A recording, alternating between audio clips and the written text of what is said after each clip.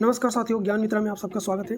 आज हम लोग देखने वाले हैं कॉन्टिनेंट को। कॉन्टिनेंट में भी हम लोग देखने वाले हैं एशिया को। ठीक है, इन 7 कॉन्टिनेंट में एशिया सबसे बड़ा कॉन्टिनेंट है और इतने बड़ा कॉन्टिनेंट को 1 या 2 क्लास में कंप्लीट करना पॉसिबल नहीं। तो इसके लिए हम लोग कम से कम 3 क्लास को रखेंगे, ठीक है, जिससे कि कंप्लीट हो जाएगा। अच्छा, ये जो पूरा वीडियो होगा और आगे जितने भी क्लासेस होगा ये सब MCQ टाइप में होगा, ठीक है, मल्टीपल चॉइस क्वेश्चन में होगा और प्रीवियस ईयर का होगा। ठीक है, इसके अलावा भी जो जितने भी इंपॉर्टेंट क्वेश्चन है ये होगा, ये पूरा NCERT बेस्ड होगा। ठीक है, NCERT बेस्ड होगा। अच्छा, कुछ NCERT में अभी भी ऐसा टॉपिक है जिसको जो पुराना वाला डेटा ही मान के चल रहा है, यानी कि वो न्यू अपडेट नहीं किया है। अच्छा, इसके लिए हम लोग क्या करेंगे, इसके लिए जो ऑथेंटिक बुक है उससे जो डेटा हम लिए हैं उसको हम लोग देखेंगे, जो कि एग्जाम में पूछा जा रहा है और उसी को ही आंसर भी सही मान रहा है। जैसे कि NCERT में कुछ दिया गया है डेटा, जैसे कि ये जो आप देख सकते हैं एशिया का जो क्षेत्रफल है अभी एशिया का, ये अभी NCERT में कुछ और दिया हुआ है, जबकि इसका न्यू जो अपडेट आया है उसमें कुछ और दिया गया है। ठीक है, तो इस तरह से NCERT अच्छा है, बेस है यही, लेकिन इसके अलावा भी जो ऑथेंटिक बुक है उसको भी हम लोग इसमें ऐड किए हैं। ठीक है,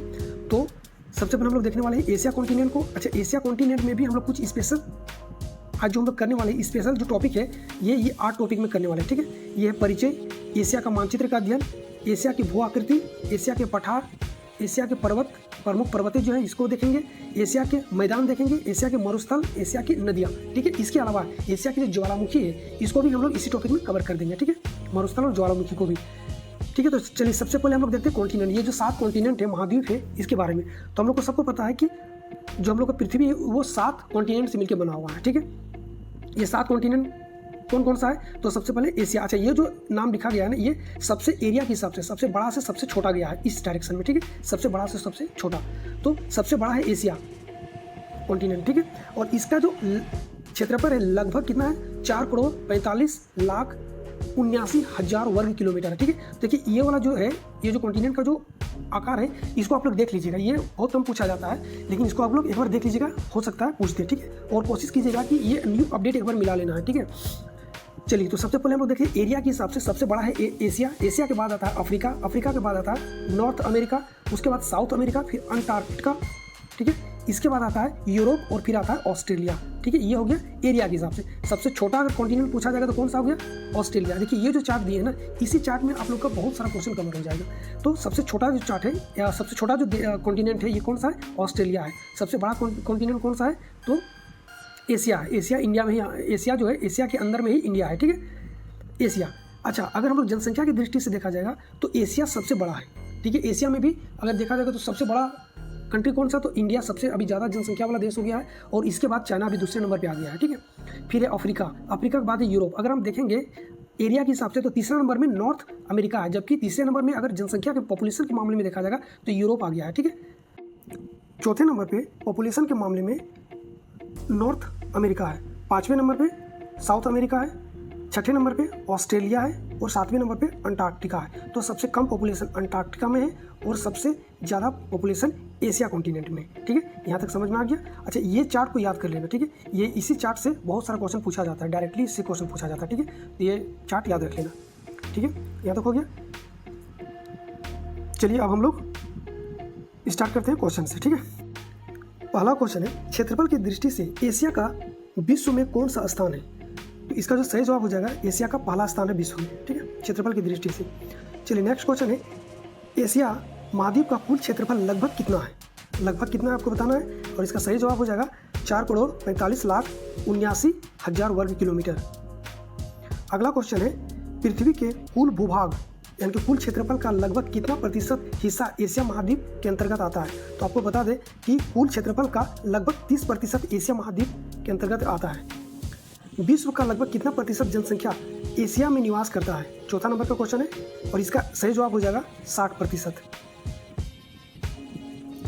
अगला क्वेश्चन है, एशिया मुख्य रूप से किन 2 अन्य महाद्वीपों से जुड़ा हुआ है, किन 2 अन्य महाद्वीपों से जुड़ा हुआ है, तो एशिया जो है ये अफ्रीका से और यूरोप से जुड़ा हुआ है। ठीक है, छठा नंबर क्वेश्चन है, निम्न में से कौन सी नहर एशिया और अफ्रीका को अलग करती है, एशिया और अफ्रीका को कौन सी नहर अलग करती है, तो इसका सही जवाब हो जाएगा बी नंबर का स्वेज नहर। ठीक है, स्वेज नहर एशिया और अफ्रीका को अलग करती है।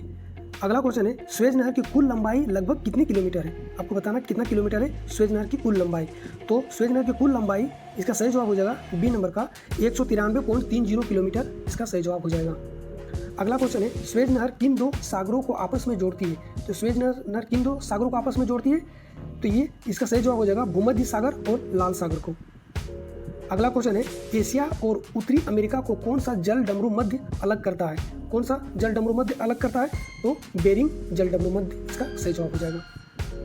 अगला क्वेश्चन है, एशिया का सबसे दक्षिणी बिंदु जो मुख्य भूमि में है वो कौन सा, ये आपको बताना है। ठीक है, तो इसका सही जवाब हो जाएगा तुंजुन पियाई, इसका करेक्ट आंसर हो जाएगा। चलिए 11वां नंबर क्वेश्चन है, संपूर्ण एशिया द्वीप सहित का दक्षिणतम बिंदु कौन सा है? यानी कि अब यहाँ पे द्वीप सहित पूछ दिया कि दक्षिणतम बिंदु कौन सा है, तो इसका सही जवाब हो जाएगा पनामा द्वीप जो कि इंडोनेशिया में है। ठीक है, इसका सही जवाब हो जाएगा। चलिए 12वां नंबर क्वेश्चन है, एशिया का सबसे पूर्वी बिंदु निम्नलिखित में से कौन सा है? तो एशिया का सबसे पूर्वी बिंदु पूछा गया है और ये कौन सा है? ये है बिग डायोमेड द्वीप जो कि रूस में है। ठीक है, बिग डायोमेड द्वीप रूस में। ठीक है, चलिए अगला क्वेश्चन है, एशिया महाद्वीप का सबसे पश्चिमी बिंदु यानी कि वेस्टर्न मोस्ट पॉइंट कौन सा है, ये आपको बताना है। तो ये कौन सा हो जाएगा? इसका सही जवाब हो जाएगा केप बाबा जो कि तुर्की में है। 100 क्वेश्चन है, जल्दी जल्दी करेंगे। ठीक है, चलिए 14वां नंबर क्वेश्चन है, एशिया का सबसे उत्तरी बिंदु कौन सा है? अब सबसे उत्तरी बिंदु बताना है और उत्तरी बिंदु कौन सा है? केप चेल्यूस्की। ठीक है, केप चेल्यूस्किन इसका सही जवाब हो जाएगा। चलिए 15 नंबर का क्वेश्चन है, एशिया चारों ओर महासागरों से घिरा हुआ है, निम्नलिखित में से कौन सा कथन सही है? आपको सही कथन बताना है। ठीक है, उत्तर में आर्कटिक महासागर स्थित है, पूर्व में प्रशांत महासागर स्थित है, दक्षिण में हिंद महासागर स्थित है और ये तीनों ही जो है सही है। इसका आंसर हो जाएगा ऑल, यानी कि उत्तर में आर्कटिक महासागर, एशिया के उत्तर में आर्कटिक महासागर है, पूर्व में प्रशांत महासागर है और दक्षिण में हिंद महासागर है। ठीक है, चलिए अगला क्वेश्चन है, नेपाल चीन सीमा पर स्थित माउंट एवरेस्ट की अत्यधिक ऊंचाई कितनी है? ये अत्यधिक ऊंचाई कितनी है आपसे ये पूछा गया और सबको पता होगा कि माउंट एवरेस्ट का जो मैक्सिमम हाइट है वो है 8,848.86 मीटर है। ठीक है, इसको मीटर में दिया गया। ठीक है, अच्छा माउंट एवरेस्ट जो है ये किस पर्वत श्रृंखला का हिस्सा है? तो ये हिमालय का है। ठीक है, ये हिमालय का है, हिमालय का है। ठीक है, चलिए अगला क्वेश्चन है, विश्व की दूसरी सबसे ऊंची चोटी K2 की अधिकतम ऊंचाई कितनी है? ये आपसे पूछा है। K2 इसी को गॉडविन ऑस्टिन भी कहा जाता है। ठीक है, इसको K2 भी कहा जाता है और इसकी जो है सबसे अत्यधिक ऊंचाई को पूछा गया है। चलिए बताइए इसका कौन सा होगा? तो इसका सही जवाब हो जाएगा 8,611 किलोमीटर 11 मीटर हो जाएगा इसका सही जवाब। 18 नंबर का क्वेश्चन है, K2 माउंट गॉडविन ऑस्टिन किस पर्वतमाला में स्थित है? अब आपको बताना है ये हिमालय पर्वतमाला में नहीं, हिमालय पर्वतमाला में कौन था? Mount Everest. ये कौन पर्वतमाला में? तो ये काराकोरम पर्वतमाला में स्थित है।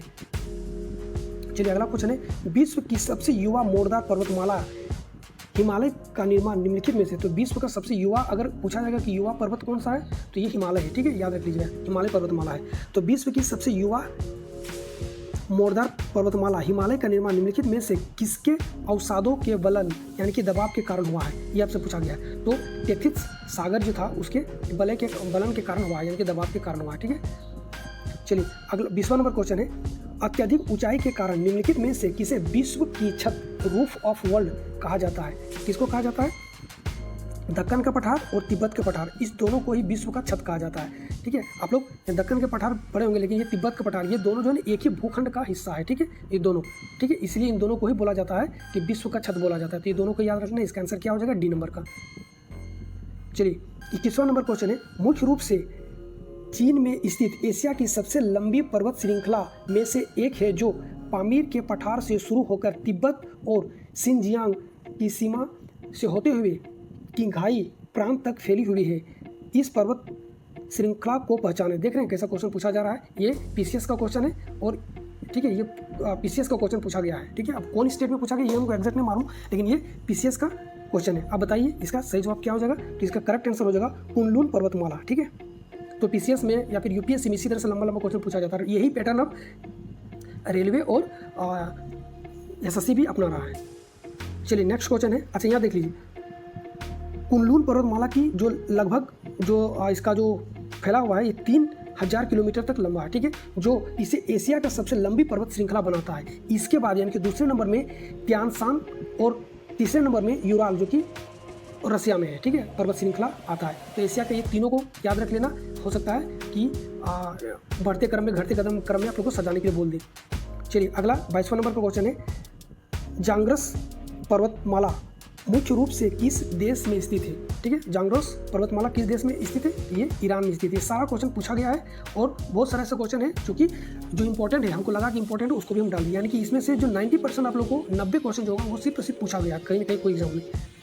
चलिए अगला क्वेश्चन है, निम्नलिखित में से कौन सा पर्वत एशिया और यूरोप के बीच सीमा बनाता है? तो एशिया और यूरोप के बीच कौन सा पर्वत सीमा बनाता है? तो यूराल, जिसको यूरेशिया भी कहा जाता है। ठीक है, यूराल पर्वत।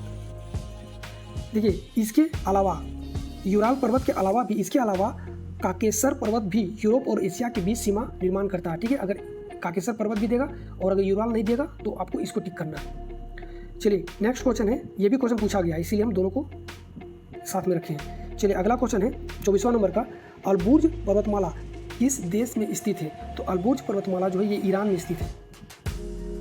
चलिए अगला क्वेश्चन है, अरारात पर्वत मुख्य रूप से किस देश में स्थित है? तो किस देश में स्थित है? ये तुर्की में स्थित है। ये हाल फिलहाल के एग्जाम में पूछा गया क्वेश्चन है ये। अगला क्वेश्चन है, एशिया में स्थित दुनिया के सबसे सममित यानी कि परफेक्ट शेप्ड ज्वालामुखी में से कौन सा सबसे प्रसिद्ध है? अब आपको बताना है कि कौन सा सबसे प्रसिद्ध है। तो माउंट फूजी जो जापान में, ये सबसे परफेक्ट शेप, सबसे खूबसूरत ज्वालामुखी भी इसी को बोला जाता है, सबसे परफेक्ट शेप में भी है। ठीक है, इसका आंसर क्या होगा? Mount Fuji. चलिए 27वां नंबर क्वेश्चन है, दक्षिण एशिया और भारत का एकमात्र सक्रिय ज्वालामुखी पर्वत कौन सा है? आप लोग को बताना है, ये है बैरन द्वीप। ठीक है, जो अंडमान और निकोबार में, खास करके ये अंडमान में है। ठीक है, इसका बैरन द्वीप याद रख लीजिएगा। चलिए अगला क्वेश्चन है, क्राकाटोआ ज्वालामुखी जिसके 1863 के विस्फोट में इतिहास का सबसे हिंसक विस्फोट माना जाता है, किस देश में? तो क्राकाटोआ किस देश में है? जो ये इंडोनेशिया में है। ठीक है, ये सबसे विनाशकारी माना जाता है।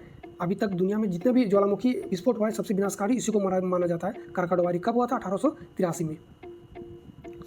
माउंट सिनाबुंग और माउंट मेरापी जो अत्यधिक सक्रिय ज्वालामुखी है, मुख्य रूप से किस एशियाई देश में स्थित है? ये आपको बताना है। ठीक है, ये इंडोनेशिया में स्थित है। चलिए अगला क्वेश्चन है, माउंट ताल और माउंट म्यान किस एशियाई देश के सक्रिय ज्वालामुखी है?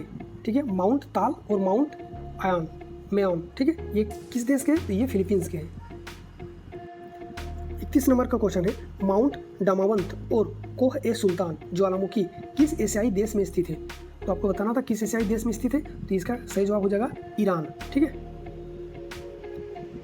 32 नंबर का क्वेश्चन है, निम्नलिखित में से कौन सा एशियाई देश प्रशांत अग्निवलय यानी कि पैसिफिक रिंग ऑफ फायर का भाग है? कौन सा एशियाई देश?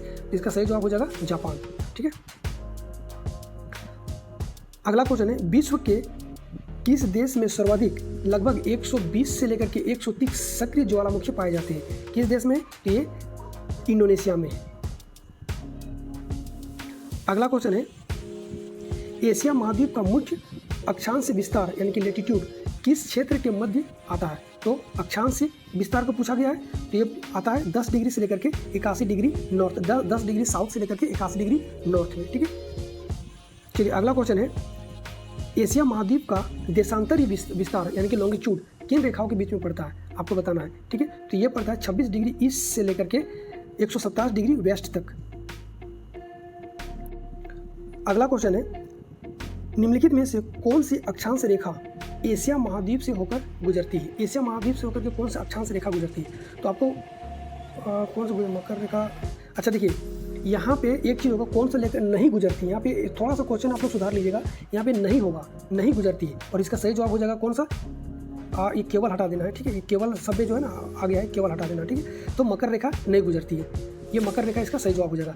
ठीक है, 3 रेखा है जो गुजरती है, कर्क रेखा, भूमध्य रेखा और आर्कटिक वृत्त, ये तीनों गुजरती है, जबकि मकर रेखा नहीं गुजरती है। और क्वेश्चन आप लोग सुधार लीजिएगा, यहाँ पे नहीं लिखना है। ठीक है, होकर नहीं गुजरती है। ठीक है, तो इसका आंसर हो जाएगा मकर रेखा। चलिए अगला क्वेश्चन है, एशिया को यूरोप से अलग करने वाला पर्वतमाला यानी कि भौगोलिक सीमा कौन सी है? तो एशिया को यूरोप से कौन सा अलग करता है? यूराल पर्वत और कैस्पियन सागर, ये दोनों ही करता है। ठीक है, देखिए थोड़ा सा क्वेश्चन चेंज किया है और रिपीट करके क्वेश्चन को पूछ दिया है। एशिया को अफ्रीका से अलग करने वाला जलमार्ग वाटर बॉडी कौन सा है? तो आपको जलमार्ग बताना है कि वाटर बॉडी कौन सा है, ये हो जाएगा लाल सागर। ठीक है, चलिए अगला क्वेश्चन है 39वां नंबर का क्वेश्चन, निम्नलिखित में से कौन सी खाड़ी एशिया से संबंधित है और अरब प्रायद्वीप को ईरान के पठार से अलग करती है? अरब प्रायद्वीप को ईरान के पठार से अलग करती है, कौन सा खाड़ी है? ये फारस की खाड़ी है। नेक्स्ट क्वेश्चन है 40 नंबर का, क्षेत्रफल की दृष्टि से एशिया का सबसे बड़ा द्वीप कौन सा? तो एशिया का सबसे बड़ा द्वीप कौन सा? बोर्नियो द्वीप है, और ये कई बार एग्जाम में पूछा जा चुका है, ठीक है। बोर्नियो द्वीप इसका सही जवाब हो जाएगा। निम्नलिखित में से कौन सा द्वीप को जापान का हृदय स्थल कहा जाता है? तो जापान का हृदय स्थल कौन सा शहर को कहा जाता? होंसू शहर को कहा जाता है, ठीक है, होंसू शहर को। चलिए अगला क्वेश्चन है, इंडोनेशिया की राजधानी जकार्ता निम्नलिखित में से किस द्वीप पर स्थित है? तो इंडोनेशिया की राजधानी जकार्ता किस द्वीप पर स्थित है? जावा द्वीप पर स्थित है। मलय प्रायद्वीप और सुमात्रा द्वीप के बीच कौन सी जल संधि स्थित है? मलय प्रायद्वीप और सुमात्रा द्वीप के बीच कौन सी जल संधि स्थित है? तो मलक्का जल संधि इसका सही जवाब हो जाएगा। यह जल संधि प्रशांत महासागर और हिंद महासागर को जोड़ती है, ठीक है। ये भी क्वेश्चन पूछा गया, इसको भी याद रख लेना। स्पाई आइसलैंड के नाम से प्रसिद्ध मुलुकु द्वीप किस देश में स्थित है? तो किस देश में स्थित है आपको ये बताना है। इसका आंसर हो जाएगा इंडोनेशिया। ये इंडोनेशिया में स्थित है, ठीक है। चलिए अगला, पाक जलडमरू मध्य पाक स्टेट किन दो देशों के बीच स्थित है? ये इजी क्वेश्चन, बहुत ही इजी क्वेश्चन है। ये किसके किसके बीच में है? किन दो देशों के? भारत और श्रीलंका के बीच में है, ठीक है। 46 नंबर का क्वेश्चन है, मलक्का जलडमरू मध्य किन दो जल निकायों को आपस में जोड़ती है? तो ये अंडमान सागर और दक्षिणी चीन सागर को आपस में जोड़ती है। 47 नंबर क्वेश्चन है, हॉर्मुज जलडमरू मध्य किसके किसके बीच स्थित है? तो ये है फारस की खाड़ी और ओमान की खाड़ी। अभी जो देखिए, अभी जितना भी युद्ध हो रहा है तेल के लेकर के, तो इसमें हॉर्मुज जलडमरू मध्य का भी जिक्र आता है, ठीक है।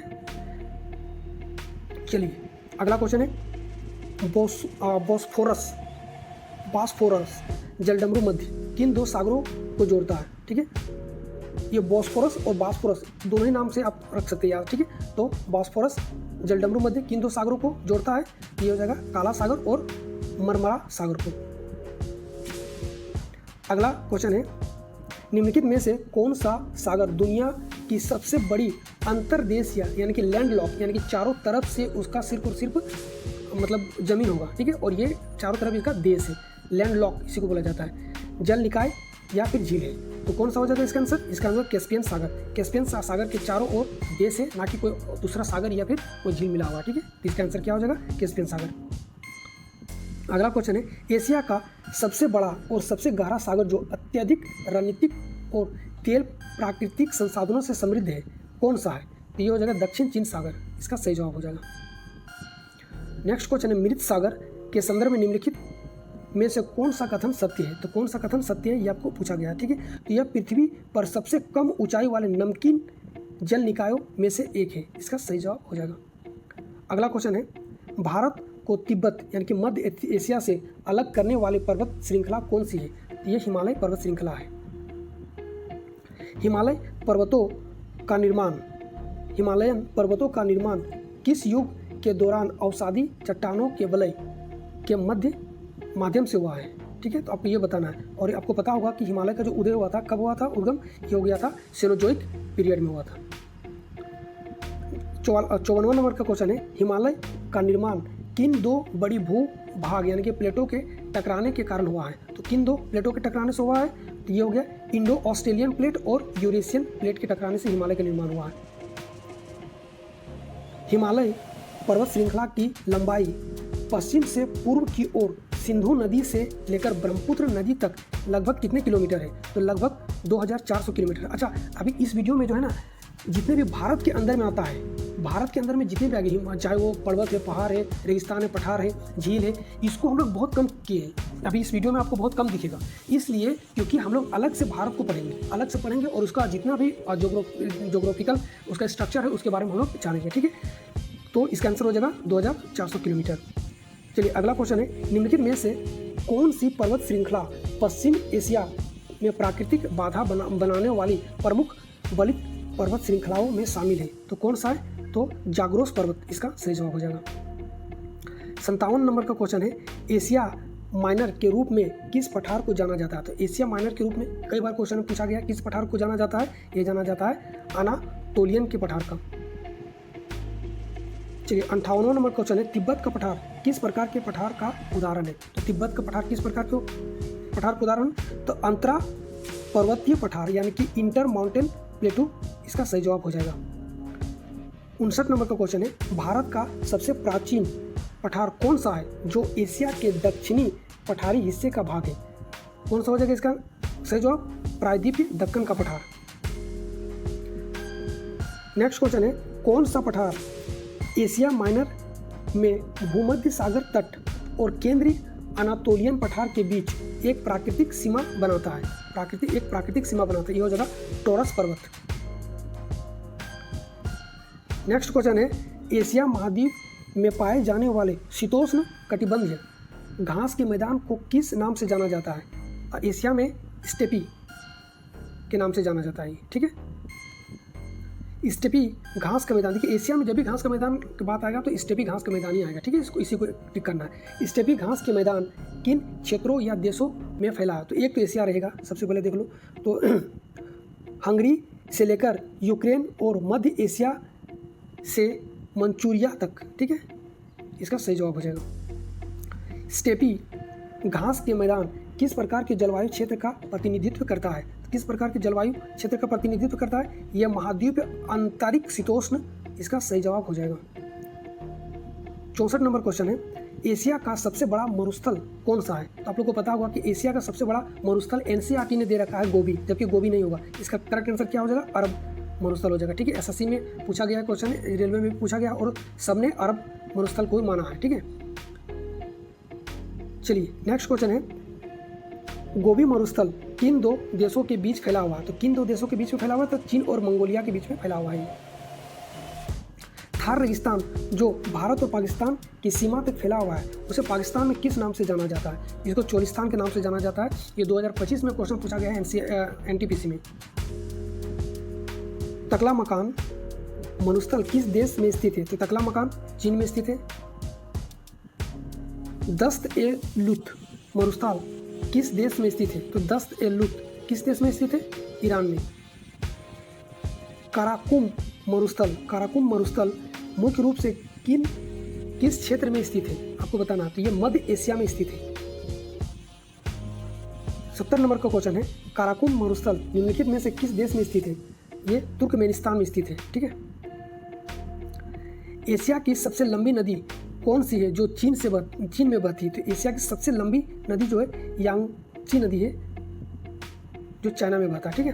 निम्नलिखित में से कौन सी नदी ईरान और इराक के बीच प्राकृतिक सीमा बनाती है? तो कौन सी नदी है? इसका नाम है सत अल अरब, ठीक है।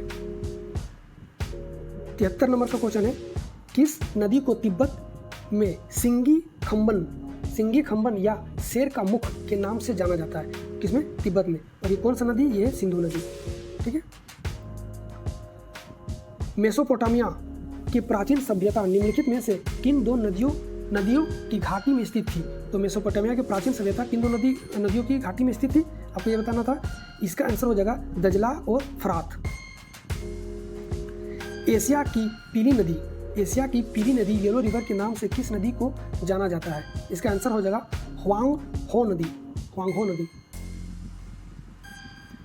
76 नंबर का क्वेश्चन है, दक्षिण एशिया का कौन सा नदी घाटी मैदान अपनी नदी द्वीपों और लगातार अपनी मार्ग बदलने के लिए जानी जाती है? इसी क्वेश्चन को दूसरा तरीका से फिर से पूछा गया है एग्जाम में कि दक्षिण एशिया का कौन सा नदी घाटी मैदान अपनी अनूठे विशेषताओं जैसे नदी द्वीप और रेतीली किनारों के लिए दुनिया भर में जाने जाता है? तो ये दोनों क्वेश्चन एक ही है, ये हो जाएगा ब्रह्मपुत्र का मैदान, और ये दोनों ही क्वेश्चन पूछा गया है, ठीक है। चलिए नेक्स्ट है, एशिया की किस प्रसिद्ध नदी घाटी को चीन का शोक कहा जाता है? तो एशिया की किस प्रसिद्ध नदी घाटी को चीन का शोक, या फिर कह ले चीन का शोक किसको कहा जाता है? ह्वांगहो नदी को कहा जाता है। दक्षिण पूर्व एशिया की सबसे महत्वपूर्ण मेकांग नदी घाटी निम्नलिखित में से किस देश से होकर के गुजरती है? तो इसका आंसर हो जाएगा मलेशिया से होकर के गुजरती है। 79 नंबर का क्वेश्चन है, महावेली गंगा जिसकी कुल लंबाई 335 किलोमीटर किस देश की सबसे लंबी नदी और प्रमुख नदी है? तो महावेली गंगा श्रीलंका की सबसे लंबी नदी भी, जो कि मात्र 335 किलोमीटर है, और सबसे प्रमुख नदी भी माना जाता है। इरावती नदी घाटी किस देश की प्रमुख जीवन रेखा मानी जाती है? इसका आंसर हो जाएगा म्यांमार। संसार का सबसे बड़ा डेल्टा बनाने वाली नदी घाटी प्रणाली कौन सी? तो संसार का सबसे बड़ी डेल्टा जो सुंदरबन का डेल्टा है, ये कौन बनाता है? ये गंगा और ब्रह्मपुत्र नदी घाटी बनाता है। ठीक है, जब गंगा और ब्रह्मपुत्र बांग्लादेश में आके मिलता है तब ये डेल्टा बनाता है, सुंदरबन का डेल्टा। चलिए अगला क्वेश्चन है, भारत की पहली बहुउद्देश्य नदी घाटी परियोजना दामोदर घाटी परियोजना निम्नलिखित में से किस देश की नदी घाटी परियोजना के मॉडल पर आधारित था? तो आप लोग को पता होगा अमेरिका की टेनेसी नदी घाटी परियोजना से प्रेरित था ये। ठीक है, 83 नंबर का क्वेश्चन है, निम्नलिखित में से कौन सा एशियाई देश 7000 से अधिक द्वीपों यानी कि विश्व का सबसे बड़ा द्वीप समूह से बना एक द्वीप समूह है? इसका सही जवाब हो जाएगा फिलीपींस। ठीक है, सुंडा जलडमरू मध्य किन दो द्वीपों को अलग करती है? तो सुंडा जलडमरू मध्य किन दो द्वीपों को अलग करती है? इसका सही जवाब हो जाएगा जावा और सुमात्रा। 85 नंबर का क्वेश्चन है, जापान का सबसे बड़ा द्वीप कौन सा है जिस पर उसकी राजधानी टोक्यो स्थित है? इसका आंसर हो जाएगा होंसू इसका सही जवाब हो जाएगा। 86 नंबर क्वेश्चन है, प्राचीन भारतीय ग्रंथों और अभिलेखों में इंडोनेशिया के जावा द्वीप को किस संस्कृत नाम से जाना जाता है? देख रहे हैं कहाँ से उस क्वेश्चन उठा के पूछा जाता है। यव द्वीप के नाम से जाना जाता है इसको। विश्व का सबसे बड़ा नदी द्वीप माजुली एशिया में कहाँ स्थित है? तो माजुली कहाँ स्थित? ब्रह्मपुत्र नदी पर स्थित है। ठीक है, अगला क्वेश्चन 88 नंबर का क्वेश्चन है, स्प्राटेली और पार्शल द्वीप समूह जो हाल के वर्षों में विवादित रही मुख्य रूप से किस सागर में स्थित है? इसको बताना है। ये हो गया दक्षिणी चीन सागर में स्थित है। विश्व का सबसे बड़ा द्वीप समूह कौन सा है जो एशिया में स्थित है? और सबसे बड़ा द्वीप समूह कौन सा है? इंडोनेशिया। अगला क्वेश्चन है, हिंद महासागर में स्थित एशिया का सबसे बड़ा द्वीप कौन सा है? तो हिंद महासागर में स्थित एशिया का सबसे बड़ा द्वीप सुमात्रा द्वीप है। डियागो गार्सिया द्वीप हिंद महासागर के किस भाग में स्थित है जो एक प्रमुख सैन्य बेस भी है? ठीक है, और ये है मध्य हिंद महासागर में। 92 नंबर का क्वेश्चन है, सेनकाकू द्वीप का विवाद किन दो एशियाई देशों के बीच में है? तो सेनकाकू द्वीप का विवाद किन दो एशियाई देश के बीच में है? तो चाइना और जापान के बीच में है। नेक्स्ट क्वेश्चन है 93 नंबर का, दक्षिण चीन सागर में स्थित स्प्रेटली द्वीप समूह को लेकर किन देशों के बीच प्रमुख विवाद है? ठीक है, तो इसका आंसर हो जाएगा चीन, फिलीपींस, वियतनाम और मलेशिया। अगला क्वेश्चन है 94 नंबर का, निम्नलिखित में से कौन सा एशियाई द्वीप देश क्षेत्रफल और जनसंख्या की दृष्टि से सबसे छोटा है? तो कौन सा एशियाई देश है जो क्षेत्रफल और जनसंख्या दोनों की दृष्टि से छोटा है? यह है मालदीव। निम्नलिखित में से किस पर्वत श्रृंखला को बैकबोन ऑफ हाई एशिया कहा जाता है? तो किस पर्वत श्रृंखला को? काराकोरम पर्वत श्रृंखला को कहा जाता है। देखिए थंबनेल में ये थंबनेल जो कि एआई से बनाए हैं तो इसलिए हिमालय दे दिया है। इसका हिमालय आंसर नहीं होगा, इसका आंसर हो जाएगा काराकोरम पर्वत श्रेणी। ठीक है, नेक्स्ट है, भारत और म्यांमार के बीच पूर्वी सीमा का निर्धारण करने वाली पर्वत श्रेणियों को क्या कहा जाता है? तो पर्वत श्रेणियों को क्या कहा जाता है? पूर्वांचल। 97 नंबर का क्वेश्चन है, एशिया की प्रमुख पर्वत श्रृंखलाओं में शामिल अल्ताई पर्वत मुख्य रूप से किन देशों की सीमाओं में फैला है? किन देशों की सीमाओं में फैला है? तो ये रूस, चीन, मंगोलिया और कजाकिस्तान इसका सही जवाब हो जाएगा। 98 नंबर का क्वेश्चन है, एशिया महाद्वीप में कुल कितने आधिकारिक देश स्थित है? तो एशिया में कुल 48 आधिकारिक देश हैं। एशिया शब्द की उत्पत्ति किस भाषा और शब्द से हुआ जिसका अर्थ उगते सूरज की भूमि यानी कि उदय का देश कहा जाता है? ठीक है, और इसका सही जवाब हो जाएगा ग्रीक भाषा के एशिया से और हिब्रू भाषा के असु से मिलकर बना है। ठीक है,